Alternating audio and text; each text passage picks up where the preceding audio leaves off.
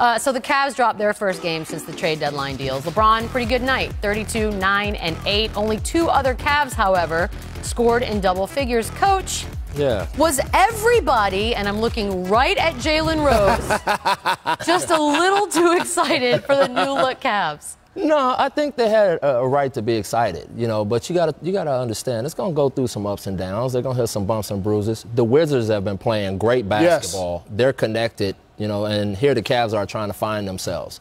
And you're going to see some ups and downs, but I think at the end of this deal, they're going to come out of the East. Shout out to the Wizards, who was 8-2 without John Wall. Playing great. The reason why I got excited, Beads, is that I was watching a basketball team that was probably going to lose in the second round. Right. With LeBron James. Wow, wouldn't have we seen that?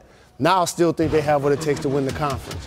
That was my enthusiasm about getting two guards, Clarkson and Hill, a forward in Hood, and obviously a big in Nance. They built out their roster. They did a better job the second time around trading for Kyrie Irving, and they still get their pick from the Nets. The only way they're going to learn is going through some mistakes. They got to figure it out through mistakes, work through it, do it on the fly. By the time they're done with these 23 games, I think you're going to see a very good basketball team. How much can you depend on sort of the new car feeling to get you some wins versus, no, we actually have gelled as a team, this is what we're going to do? You'll see it. You'll know when it turns over, they're going to start dominating teams. And that's when you're going to see that shift from being just a good team trying to figure it out to being the favorite in the East. They're just going to turn loose on everybody, and you're going to see a big run. And you can easily see it in the box score when there are multiple players in double figures. You mentioned it at the start of the segment. There were only a couple of players in double figures. When you got LeBron James, a willing passer, a triple-double force, basically on a nightly basis, he's going to find a way to get the ball to the open man.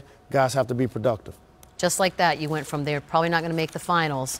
They weren't going to make finals. The squad wasn't making the finals. And they got guys that are listen now. They had a lot of egos before, so when they started losing, they fragmented. I think they got a group that can be led, and they'll learn from their mistakes. I mean, those guys were vets and peers. Yeah. So they're like, you ain't playing D, we ain't playing D. Yeah, exactly. These young guys are like, whatever you say, no LeBron, I'll do it. Look up to LeBron, they idolize him. Yeah, and I messed up every play. They find themselves in a really good spot. Yes, indeed. Yeah. They won.